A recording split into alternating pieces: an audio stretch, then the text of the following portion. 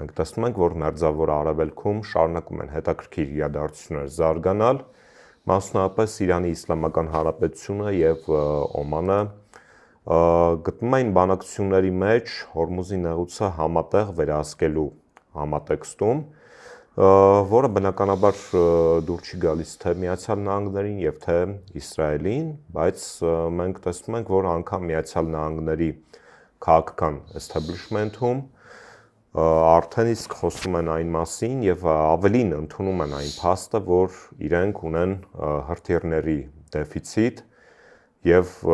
Միացյալ Նահանգները այս պահին գոնե ունակ չէ շարունակել պատերազմը Իրանի Իսլամական Հանրապետության դեմ։ Պարոն Նահապետյան, տեսեք, Դոնալդ Թրամփը խիստ քննադատության ենթարկեց պատերազմի նախարար Փիթ Հեքսեթին, հիմնական թեման այն էր, որ իրեն չեն զեկուցել բավարար չափով, որ Միացյալ Նահանգները չունի բավարար քանակի հեռար հրթիռներ պատերազմը շարունակելու եւ պաշարները մոտ են սպառվելուն, այսինքն մենք տեսնում ենք, որ անգամ իրենց քաղաքական թիմում այդ փաստը այլևս ընդունում են, որ կա հրթիռների պակաս։ Թող Իրանից վերստեն պարտքով։ Եվ տեսնում ենք, որ գոնե այս վերջին օրերին որոշակի դադար կա ռազմական գործողությունների եւ բանակցություններ են ընթանում, ինչպես նշեցի, Իրանի եւ Օմանի միջեւ։ Այդեպ այդ տիպիկ նիկոլական մոտեցում իրա վրայից պատասխանությունը գցել։ Հիմա այդ պատերազմի նախարարը ասում է, չէ, տեղակալ սա սխալ զեկուցել։ Տեղակալը ասում է, այդպես ներքև վերջում գնալու են հաշվապահի վրա կանգնեն, ասեն այդ թվերը խես սխալ ներկայացրել։ Բալիստիկ եւ թեւավոր հրթիռների քանակի մասին շխայտարակությունը։ Իսկ հիմա լուրջ հետեւյալն է, կապ չունի այդ աբսուրդ է, նման բան չի լինում, որ երկրի գերագույն գլխավոր հրամանատարը չիմանա, իրեն զեկուցում են պաշարները, որքան քանի օր ինչ ինտենսիվությամբ եւ այլն, դա հեքիաթների դաշտից է։ Բայց խնդիրը նա, որ նույնիսկ դա չի ազդում։ Ասենք հարվածում է սլավ ինչ որ քրիտիկական ենթակառույցներն, սա էլ չի օգնում։ Իրանը ծնկի չի գալիս, Իրանը ԱՄՆ-ի պայմաններ չի համաձայնում եւ հաշվի առնելով այս իրողությունը, հիմա քանի որ ԱՄՆ-ը ակնհայտ հետքայլ է անում եւ համաձայնում է օրինակ Իրանի եւ Օմանի միջեւ կնքվող համաձայնագրին, սրա մասին հիմա ես կասեմ,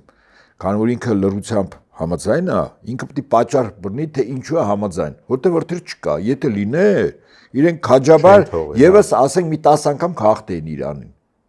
Մի 20 անգամ կառաջարկեն խաղաղության պայմանագիր, մի 30 անգամ Իրանի զինուժը կոչնչացվեր։ Չէ, այդպեսի մենք վիճակագրություն ունենք։ Ու թվերը ես փոքր փետրվարի 28-ից ուռճացված չեմ ասում, սա իրոք է աբսուրդ դաշտ է, բայց եկեք այսպես նայենք։ Հիմա արձանագրենք, որ առանց ԱՄՆ-ի Հորմուզի նեղուցի մի ափը Իրանի ափն է, մյուսը Օմանի, երկու պետությունների եւ պայմանագիր համաձայնագիր են կնքել։ Հիմա այս համաձայնագրի կետերի մասին ասեմ եւ մենք կտեսնենք այդ առումով Հորմուզի նեղուցը Իրանի բացարձակ հսկողության ներքո եւ այսպես օրինակ համաձայնագրի մեջ 70-25 հարաբերակցությամբ ուրեմն հսկողություն է սահմանվում 75-ը Իրանին, 25-ը Օմանին, բայց որը ոնց է Պարսից ծոց մտնելուց 100% Իրանն է հսկում։ Օմանը կապ չունի այդտեղ, ԱՄՆ-ն ընդհանրապես կապ չունի։ Այսինքն եթե Իրանը չի թողում որ Պարսից ծոց մտնի որույթը նավ չի մտնում։ Իսկ ծոցից դուրս գալացող, ասենք այդ տանկերները, հա, ծոցի երկրները նավթով 50-50 է, Օմանը 50-50 է։ Բացա չէ, այնտեղ 100, այստեղ 50։ Վերջին արդյունքում լինում է 75, բայց կարևորը նորից եմ ասում, եթե Իրանը որոշում է, որ ԱՄՆ-ի, Իսրայելի նավերը եւ դաշնակից նավերը պետք է Պարսից ծոց չմտնեն, որտեղ մտնելուց հետո չէ պետք է գնան լիսկավորվեն նավթով հետո որ դուրս գան։ Եթե ինքը ասում է չէ, դրանք չեն մտնում։ Պատկերացնում եք։ Եվ ԱՄՆ-ի նախագահը ասում է մենք հաղթել ենք։ Բայց եթե հաղթել են պարտությունը որն է։ Հիմա երկրորդ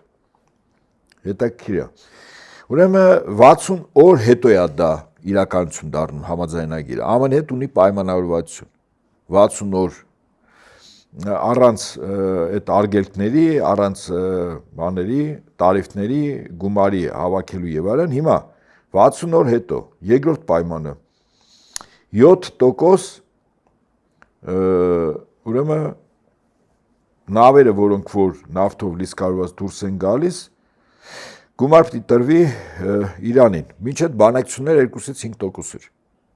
Հիմա 7%, Իրան ասում է չէ 7%։ 7%-ի վրա ոնց որ թե համաձայնվել են։ Հաջորդը այդ Հորմուզի նեղուցը արևմուտքը այս կամ այն ձևով տարբեր պետություններով վերջին 500 տարում միշտ ներկայացված են եղել։ Այսինքն տեր ու տնօրինություն արևմուտքն արել։ Եվ սա արևմտյան գաղութատիրական համակարգի վերջն է։ Հորմուզի նեղուցի տերը նրանք են, ովքեր տվյալ այդ տարածքում են։ Հաջորդը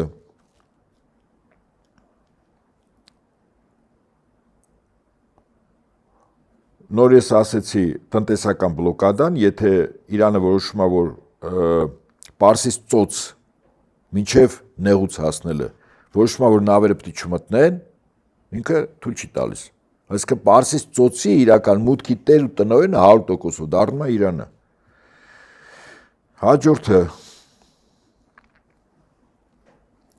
եւ Միացյալ Նահանգներ եւ Իրան չեն հասցանում ծովային ուրեմն 82 թվականի ծովային կոնվենցիայի անդամներ։ Բայց այդքանով հանդերձ փաստացի հուլիսի 18-ին ստորագրվում է փաստաթուղթ, որտեղ Իրանը կարողանում է օրինականացնել իր ներքին կարգու կանոնը Հորմուզի նեղուցի հետ կապված։ Այսինքն եթե ինքը այդ կազմակերպության անդամ չի, նման իրավասություն իրան տրված չի, բայց այդքանով հանդերձ հիմա ԱՄՆ համակերպվում է դրա հետ։ Եվ դուրս է գալիս, որ սա դեռևս Իրանի եւ Օմանի միջև համաձայնագիրն է։ Իսկ եթե ավելի լայն վերցնենք, որը վերաբերում է Հորմուզի նեղուցին։ Եթե ԱՄՆ-ի հետ համաձայնագիրը վերցնենք, նայենք, այնտեղ եւ ուրանի հարստացման հետ կապված խնդիրներ կան, միջուկային զենքի ստեղծման, այո, եւ Պարսից ծոցի երկրներում ԱՄՆ-ի բազաների չլինելու հետ կապված եւ փոխհատուցման ռեպարացիայի, որը Իրանին պիտի տրվի, սա կլինի Իրան-ԱՄՆ ուրեմն համաձայնագրի ստորագրումից 60 օր հետո այդ համաձայնագիրը արդեն հիմա աշխատանքային փուլում է ըստ Իրանի, Օմանի եւ ԱՄՆ-ի ղեկավարների։ Չգիտեմ վերջին պահին կարող ասենք ԱՄՆ նախագահ ասի չէ, բայց ես ավելի շուտ հակված եմ, որ սա իսկապես վերջնական է, գիտեք ինչի համար, որտեղ 60 օրը եթե հաշվում ենք 2 ամիս է անում, այսինքն դա